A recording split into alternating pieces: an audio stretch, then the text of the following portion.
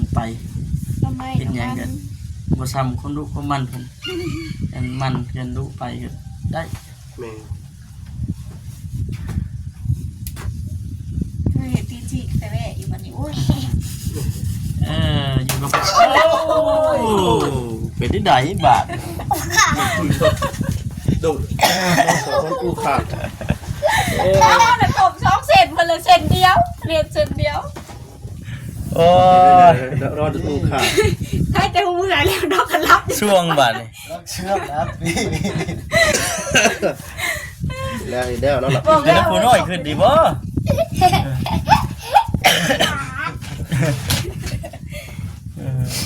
ไปเอาเสื้อกี่โลขึ้นเถอะคิดเจ้าผักผ่องนะครับคักเลยเนาะแล้วกี่เชือกไปเอาเสื้อกี่โลเจ้ากำลังแบบทั้งรับทั้งฝันนะกินเนาะหลับอุ้ยเลยบ่จักยังเลยเหรออย่างว่าบ่ได้เนาะยังงงนะยังงงอยู่แต่ตัดเอาตัวกี่โลต้องใส่2เส้นแล้วเอาหนูถกช้องเพิ่นเห็นอันเดียว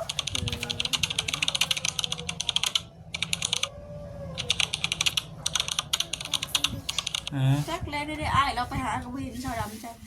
ไปตัดอ้อยบ่จักอ้ายเจ้าว่าแม่นจังเนาะเราไปตัดอ้อยได้ฮะหักว่านนี่หั่นแหละเราพักมื้อซื่อนี่หั่นเราไปซอยเวียกเงินดี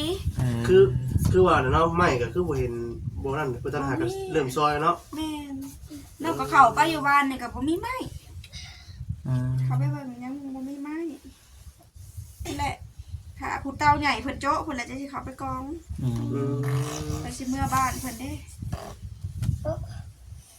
จนประเทศก้อนเนาะกองพร้อมกันหลายคนก็มันบ่ได้ไม้บ่ทันเนาะแม่นถ้าจะเพิ่นนั่นแน่ผู้นี้แน่หัว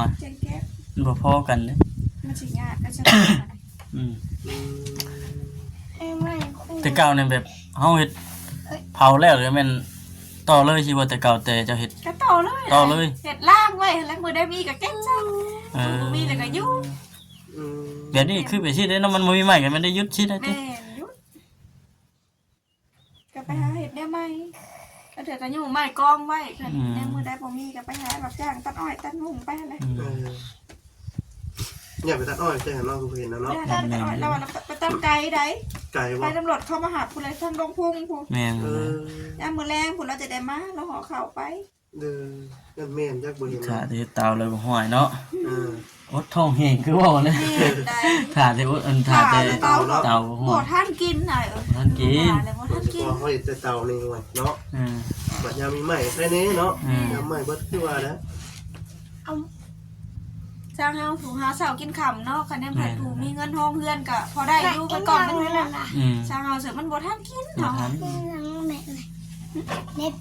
มีหยังเฮ็ดก็บุกบืนไปเนาะแม่ใครเนี่ยเด้คืออยู่บ่ใครอยู่บ่นี่คือบึ้งแท้หน้าบึ้งอยู่นี่ตื่นนอนมื้อนี้เฮ็ดเพิ่นนอนอยู่กินเนาะตื่นแต่นอนมานี่ก็นอนป้อนยามันก่อมนอนเด้ยังเพิ่นกินได้กินบ่ป้อนอะไรว่าสิเข้ามาในบ้านใช่มั้ยเบิ่งยาให้เพิ่นแต่ก็เพิ่นไข้นี่กินยาอย่างเดียวบ่หรือว่าต้องได้ซักเอากินอย่างเดียวเคยซักอยู่บ่เคยได้ผู้ลางคนนี่กินยานี่บ่ลงได้ผู้ลางคนกินยาบ่ลงคือว่าต้องได้ซักเอาอย่างเดียวถ้าซักเอาจังสิลงอันนี้ว่าเพิ่นไข่แห้งๆเลยก็3ชั่วโมง4ชั่วโมงเลยเป็นให้เพิ่นกินแล้วนะกินต่อเนื่องเลย 3-4 มื้อเลยเซาคือว่าบ่เคยซักขนาดอยากซักอยู่ของแพทย์หมอเพิ่นว่าย่านลืมยาว่ะอันนี้ว่าซักเลยเทื่อหน้ากินแล้วมันสิบ่เซาเพิ่นว่ามีแต่มันตัวเอาเพิ่นว่าก็มีแต่ว่า3ชั่วโมง4ชั่วโมงแล้วกินแล้วก็เอาน้ำหมวกเสร็จเอากระวิกทาขบอมเพิ่นเซา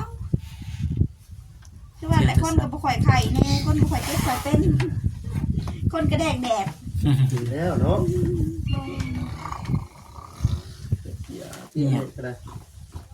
สบายเป็นนึงเนาะมาอยู่แบบนี้กันเนาะ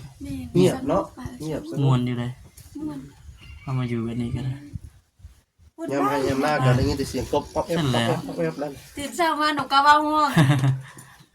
งในป่านกกระเว้าห้องนกกดขันนี่คักอยู่เป็นเฮาอยู่แบบ เป็นอย่างง่ายๆเนี่ยแต่ว่าอยู่ในบ้านแล้วก็มันอึดอัดมันแคบ อยู่นี่สบายลูกตาดีข้างหน้าก็เป็นไฮนาแล้วบ่อนข้างหลังก็ได้บ่อนข้างหน้าเป็นป่าอ้อย ถ้ากูได้ผัดสตัดอ้อย นี่ดิถึงบ่ได้ฝึกจ้างกันเนาะ จาก ก็จ้างรถประจักษ์กวาดคนเดียว รถก็ได้เดี๋ยวไอ้ เป็นนี่เลย ล่มไหลาย อันนี้นะเป็นจ้างคนตัดนี่ว่าพอได้ย่อยเขาเลย แต่ เนาะ เมื่อนั้นเห็นพระเจ้าตัดอยู่หันก็มีคนน้ำดัน เออ คนน่ะตัดตัวล้ม แม่น แต่ว่ารถน่ะเอาตัวยืน รถเพิ่นบ่เอาได้อตัวลมเพิ่นเหยียบแล้วเด้อ เนาะ เป็นตัวอ้นรถตัวล้มมันเป็นโค้งเลย หากจะเพิ่นเอาคนเนี่ยไอ้มันบ่หลาย เนาะ มีแต่ยาวลงหั่น อ้อยเอกชนนะว่านี่ แม่นอ้อยเอกชน อืม อ้อยเอกชนน่ะได้ดีกว่าอ้อยบริษัทเลย ว่า บริษัทจ้างถูกได้ เออ โดย เอกชนจ้างหมัด1,500บริษัทหมัด1,200 โอ้ต่างกันอยู่เนาะ แม่นคือว่าแหละเอกชนผัดบางเถื่อหาคนมันก็ยากขนาดนั้นมันบ่รวมบ่ทันเฮาก็ได้จกเงินเฮาใส่ตื้มเฮาอยากแล้วเลยซะ แน่นอนนะ คืออันสมมุติแก่พันอ้อยนี่บริษัทจ้างอันรถ130,000 อืม บัดเฮามาหาคนเฮาจ้างถ้ารถ150,000ได้จกเงินตื้มซะ20,000 มันเป็นอย่างนั้นวันนี้ติ แม่นได้คือว่าแล้วไผเฮ็ดหยังก็กินนำมันนั่นเนาะ เออ ก็สิถูกหลายมันผัดบ่พอกินหั่นนี่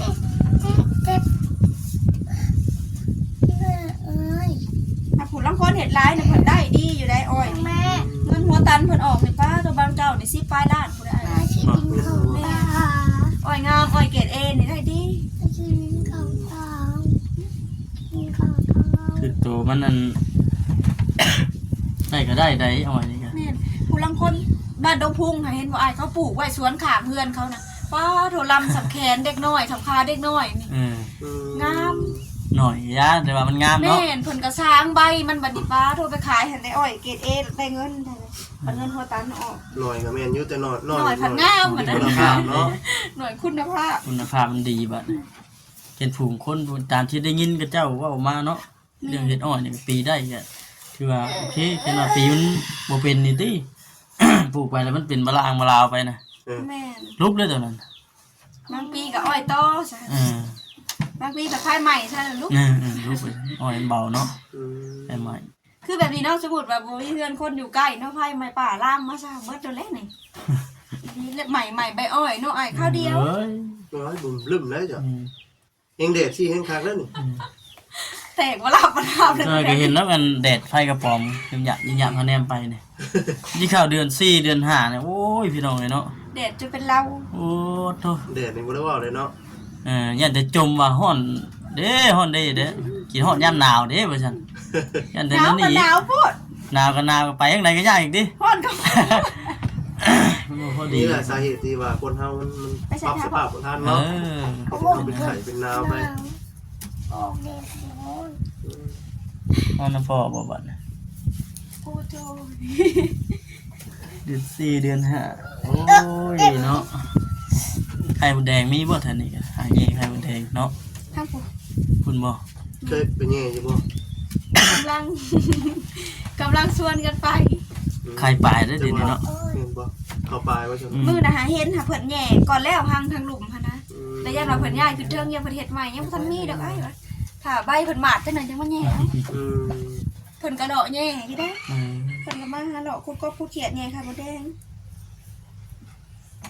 อาหารสั้นสูงจัง ขายเป็นราคาคือหยังเนาะถ้วยน้อยๆนึงบ่ห่วย ปลาตัวไปจะบ่พอขายเดี๋ยวขายกินยังได้ขวดสิไข่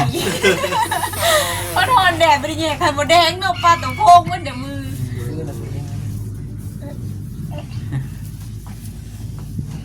อันนี้ก็สิขายอยู่ข้างนอกอันนี้ตาผู มีแนวกินอยู่เบิดได้นึงก็แน่ๆอยู่ดอกช่วงนี้ แม่น ไข่บ่แดง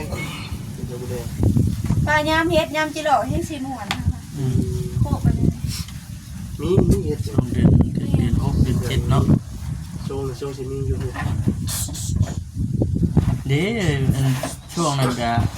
บอกคำกับมากับบ่จิตนะได้เฮ็ดปลวกอยู่ภาคทางนั่น เคยมาหานะคะยามให้ปวกออกเลยพากันชวนกันมา ปลวกดอกใหญ่จัง แม่ ปากบ่ บ่มีปลวกกัน ปวกกิ๊กปวกอันนี้ปวกเขาดอง ปลวกคอดอ เป็นคุกหลายกว่าบ้านเฮาอยู่ทางบ้านเฮาบ่ได้มีได้บ่เคยไปหากัน ไปบ่ได้เนาะ แปดบ่ได้ มีอยู่ในเจ้าร้ายกว่าอยู่ในบ้านอยู่ในบ้านนะบ่อยากมีนะรุดไปเลยชวนอ้อยชวนมันมีผักโคกอันเดียวอ้อมหัวอยู่เนาะเจ้าเข่าข่อยออกเจ้าเข่าข่อยออกบ่มีเลย หลายคนเนาะ ไปทันก็ได้กินไปบ่ทันแล้วก็บ่ได้กินขึ้นก้อนทำไมไหลก็ได้บ่10ก้อ คนนั้นข่าวคนนี้ข่าวเรียบร้อยเลยที่เป็นเติร์ด ห้องถามแล้วเจ้าเข่าเลยบ่แล้วไปเลยก็ได้ไปแต่เด็กเนี่ยก็ได้กิน ให้ยอกวันนี้เฮามาอยู่บ่อนมันได้บัดบ่อนยามเฮ็ดหนึ่งหัวไปกันหมู่เลยแหละ วายจ้ะเนาะเดือนนี้เจ้ามาไล่รับเอาอยู่นี่ก็มีค่าไม่ค่าเด้ มาหับซื้อกันเนาะ แม่ ว่ายามแล้วเงินล้วนๆนะยามนั่นแหละ จีหล่อจีนายเนาะ ถ้าหาพุทธ ขาย ขึ้นลูกมันนั่นแหละ แม่นนะ แล้วลูกไปเขาก็ได้ มันไป ทำไม เป็นหยังกันบ่ซ้ำคนลูกคนมันเพิ่นกันมันกันลูกไปก็ได้ แม่ เคยเห็นตีจีแต่แม่อยู่มันนี่โอ้ย อยู่กับเป็นที่ใดบาท ดูคนกูขาด แล้วน่ะตบ2เซนมันเลยเซนเดียวเรียนเซนเดียว โอ้ รอดกูขาด ให้แต่มือหายแล้วนอกกันรับ ช่วงบาทนี่ ต้องเชื่อมนะพี่ แล้วเดี๋ยวเราหลับ บอก เป็น แล้ว ผู้น้อยขึ้นดีบ่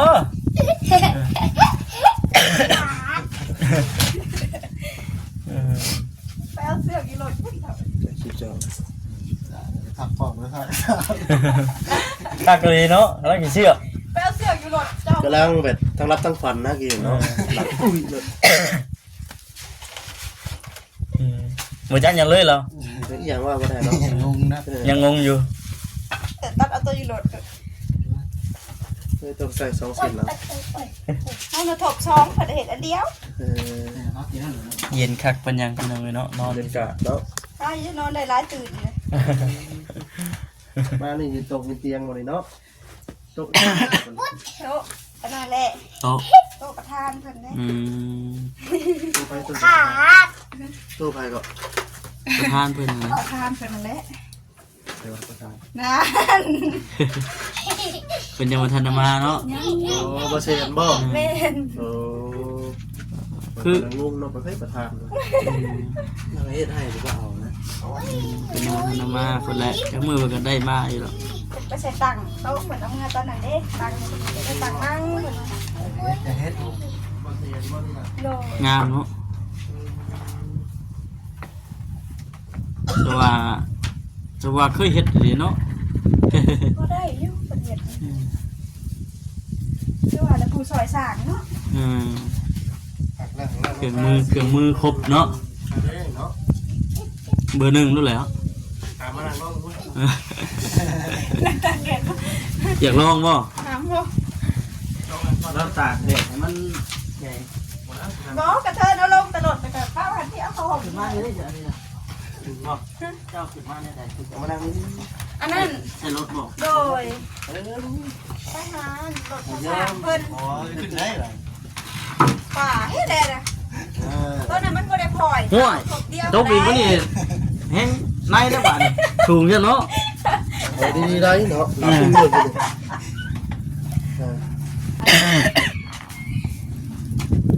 แห้งสูง หยุดหากะหยุดมื้อนี้บ่หยุดงาน กระยุบมันนี่บ่ กล้าว่ามื้อใดเพิ่นกล้าบ่ถึกติ กะบ่ถือ จะไป มื้อใดเฮาเมื่อยแฮงก็หัวคัดก่อนเลยเนาะ สิบ่ฮักบ่บ่ฮักบ่ บ่ฮะคนสิไปหักได้ คือสิ บ่สลีเหมือนน้ำหนักละ60พุ่นบ่ จะเจ้าอ่างตามโพส 70พุ่นเลยติ อ้ายบ่แม่นจะบ่อยากรู้จ้ะว่า 60ข่อยกะว่า ป้าสิให้ลูกขยอกเด้ เอ้า เอาไว้ครับเอาไว้ โอ้ตา ตื่นเบิด ลบไปห้าอยู่ ตื่นเบิด ตื่นแล้วตกใจมั้ยค่อยใน80โลบ่ได้ 80พุ่น เออ พอ อดบ่ เอาหมูหอดติดเมื่อวาน ขนาดอันเป็นไข่นี่ขนาดลงบ่นี่ ลงเลยไข่ แล้วก็เป็นไก่ยัง ไก่3 มื้อ แต่ ซ้อ ว่าน ไก่จักสิทำไรเอ้ย ไข่ยังลง80 โล เกือบ100 โลเนาะจ้าเนาะ เกือบพอตัดหนึง ตัดหนึงโอ้โหดิ đi bằng được mày ฮักในเอาเป็นหนี้แล้วก็ฮักเนาะ นี่ ขออนุญาตนั่งก่อนเด้อเสียเด้อเจ้า ทางคนเจ้าของ นั่งทดลองก่อน เจ้าของคนพูดเลยว่าวันแล้วยังไม่ทัน จะได้บอกแล้วบอก บอกน้องก็บ่ได้มีเช็คมีได้เพิ่นมีแต่ถามเพิ่นว่า มาเพิ่นแล้วติสะพายเลยสะพายเลยเนาะโอ้ย ติดจักมือแล้ว เช้าดีนะ เช้าเดียว เช้าเดียว บ่า ชั่วโมงปลาย2 ชั่วโมงเลยนะ มันมีเครื่องมือครบเลยเนาะ มีทเลเตอร์เท่านั้นแหละเลเตอร์ หนึ่งเครื่องมือครบเลยก็สองคนเฮ็ดเป็นแน่ก็เลยไว้กันว่าว่าบ่เคยเฮ็ดในหัวสิอุ๊บเดี๋ยว คือเฮากับห่วย ในเบิ่งที่คือว่าโอ้ยมัน คือง่ายแท้ที่บ่บ่จับแล้วเอาเลยเป็นจังไดเนาะที่ ถามมันก็สิบ่เพียงซะแล้วกันเราตอบขาสูงซะแล้ว คือว่ามันต้องมีประสบการณ์ในการเฮ็ดเอาเฮ็ดไปเรื่อยๆเฮาก็ได้เรียนรู้ไปนำนั่น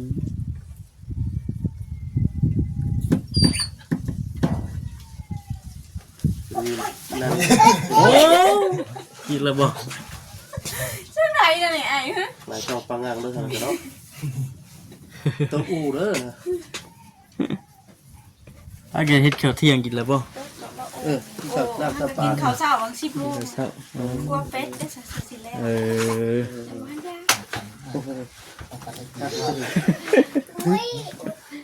บ่แป้นเพิ่นโกบไอ้หนังเพิ่นอันนั้นดู ดีๆบ่งานล้างถ้วยด้วย แป้นเพิ่นโกบเลยไอ้หนัง บ่คำนั่งเสียงยองๆเลย อะไรเมื่ออะไรอยากให้เพิ่นตอบให้กระปูซื้อ มันเป็นไง หนอดแต่อยู่นี่ด้วย อ๋อมีแต่น็อตบ่ต้องเสริมด้วยตะปูใส่อีกเนาะ จับแต่อยู่นี่ไม่จะไม่โกงได้ซะแม่เป็นบ่ทัน น็อตสั่นบ่เรื่องเที่ยงน่ะแห้งแดดจ้าเขาโอ้บ่สดีเอ้ย เนาะ พี่ฮอดเด้บ้านเฮาสิเมืองเห็นไปเฟียแล้ว กินเกี่ยวกันเลย แต่มีลมมีแรง นี่จะมาแต่นี่ก็สิพากันกลับบ่จ้ะก็ได้ ครับเลย กับตะเบนเลย เป็นบ่สดีบ่ไหวคือดอก รู้สึกว่าเริ่มขาดที่เชื่อมมือกันแล้ว บ่ได้พกมาบ่ บ่ได้พกมา กินยาลมต่อตาเลยเลย แต่ว่านี่2 มือซ้อนพี่น้องเนาะ2 มือซ้อนเลยก็เสียงก็บ่มี ได้ไกลแล้ว ไข่วัดเนาะเหนื่อยกระโตได้ไข่ เงินกับไก่ โอ้วัดกระต้นกระโต รุ่นกินยาคุมใจว้า กินนี่บ่นั่นบ่ได้ครับมีแต่ซักอย่าง ซั เดี บ ยว เอาบ่ แต่กินนี่บ่ ถ้าว่านักอีนี่นะถ้าว่ามันบ่ลงเนี่ยเราต้อง จะเป็นเลยดิ ต้องเลยจับซักซักเพราะว่าต้องใส่สโลมอีก เออ ก็ดีได้ค่อยนะหัวนักก็ดีนะนี่ขนาดว่ารู้สึกว่าพ่อผู้ว่าไม่โตสิ อืม ยาลัดไว้ยังบ่อยู่วะ ไข่ก็เลยต้องไว้ แต่ว่าโอ้เขา คือว่าอะไรกันหู้ซึกเลยกินยาก็บ่อยู่ได้ แม่น ซื้อมาฮ้อนในตัวผู้ว่ามันเคยเสียลัดไว้ยังบ่อยู่หยุดงาน2 มื้อ3 มื้อ4ก็ได้ตื่นมาบ้านนี่ มันแดดแห้งใช่โอ้จะไปขับแห้งแล้วกว่า นี่รถปีนอีกได้รถปีนกูกินนี่ได้ เกิดอุบัติเหตุได้เจ้า แม่ เฮ็ดที่นี่พอมาเฮ็ดนางเล่นอยู่เนาะ แม่ มานั่งเล่น มันยากทำไม อันนี้อันเก็บเอาแต่ที่ว่านั่นบ่ อันนี้ก็ไม่เท่าไม่ ไม่เอา เท่าเนี่ยไม่เสร็จ เออ ข้าวห้องน้ำเด้ โอ้ คือไม่นี่จังไดก็เขาต้องได้ซื้อเพิ่นบ่ถ้าว่าสมมุติว่าเฮ็ดขายเพิ่นได้ขายแบบแพงบ่เป็นประมาณจักแสน ตั้งไว้นี่ น้อยนึง300,000 3แสน อันนี้บ่ เออ เพิ่นนั่นแหละ แต่ว่ามีรุ่นลายรุ่นหยังก็เพิ่นสิได้บ่ เพิ่นเลยบ่อยากให้ไปได้ กะบ้านเนี่ยก็เขาไปหาเพิ่นนะน้องก็ว่าเอาแม่เอ้ยว่าลูกมันเอาไม้มาเฮ็ดตังค์บ่ได้เจ้าว่า เออ ไปเฮ็ดตอนเพิ่นผู้เพิ่นอนุมาเฮ็ดให้อยู่หั่นแหละ อ่า คะแนนมาบ่อยนั่นก็ลูกสิซอยค่ะเพิ่นค่ะพาให้เจ้าว่า อืม เพิ่นเลยว่าอย่าแล้วว่าคะแนนมันเพิ่นอยากได้ก็เฮ็ดให้กับเพิ่นกับผู้อื่นก็บ่อยากเฮ็ดแล้ว ก็ง่ายก็เขาต้องขออนุญาตน้ำเพิ่นเนาะต้องบอกต้องครอบเพิ่น เราว่ากดโรงงานมันเป็นจังได๋แม่ตอกขอบแก่แล้วว่าคะแนนว่าปล่อยบ่อนุญาตก็ไม่ซำนี้ก็เอาออกบ่ได้ ออกบ่ได้เนาะ แม่ก็เพิ่นน่ะนะ แม่นอันนี้ อีบอกตัวรับอยู่ใส่ มุติเพิ่นหากจะว่าเขาได้บอกเพิ่นได้ครอบเพิ่นก็ถือว่าโอเคแล้ว ก็บอกเพิ่นขอบเพิ่นคือโต๊ะน่ะก็ได้เขามาครอบได้ให้เพิ่นเฮ็ด อืม ก็บอก เฉพาะเศษไม้ที่เราก็แม่นได้มาฮุบพึกใส่เป็นทานเอามาขายเอาเงินอีกค่ะเนาะอืม ได้เลย อันนั้นแหละ ก็ได้เฮ็ดคนนึงเลยจะไผก็เฮ็ดไปก็เฮ็ดอย่างนั้น อื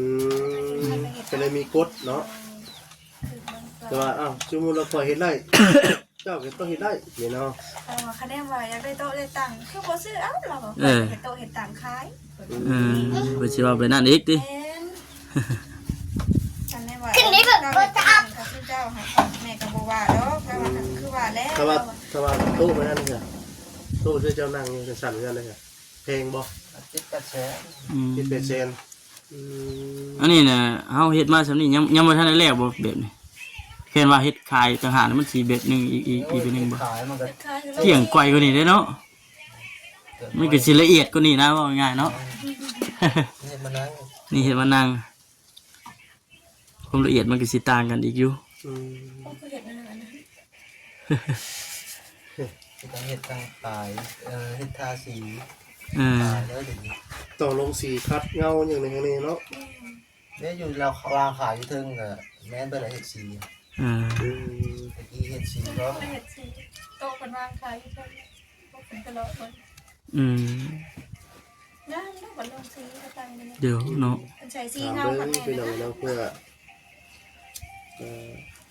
บ างทีมีเงินบ่ แม่น มีไม้เลยเฮ็ดเอามันนะเอาไม้แพงน้ำไม้ อ่า อยากได้อยู่อยากได้เมื่อนั่งอยู่เพื่อนอยู่หน้ามันโบนั่น ไม้นี่ก็ต้องเอาไม้อันแกนมันอีกเนาะ นี่ ไม่อัน มีโต๊ะนั่งเลย ไม้ยังก็เพิ่นเอาไม้ซาซาอืม ก็มีกระทะพอเนาะ คัก นั่ง นี่ก็นั่งชัวนั่งกินข้าวกินอย่างนี้ได้ ๆเออ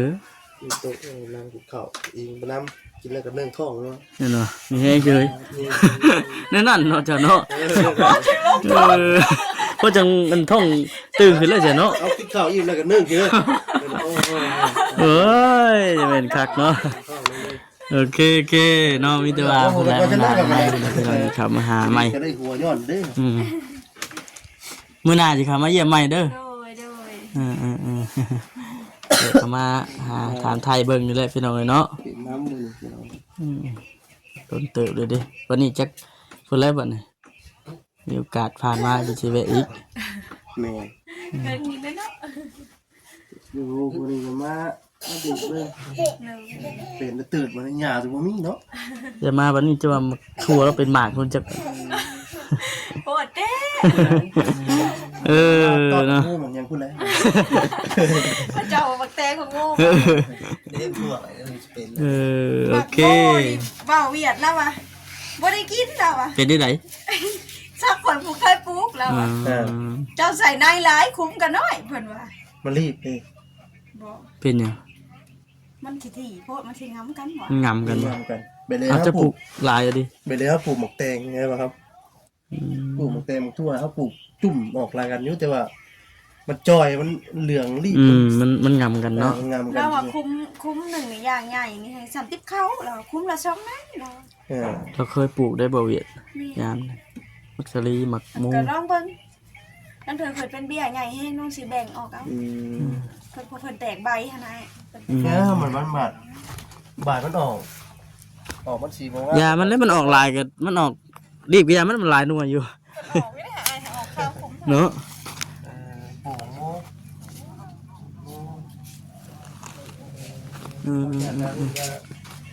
ตื่นเลยเนาะ ไปเดี๋ยวพี่น้องเลยเนาะถ้ามาค้ำไปจบคลิปก่อน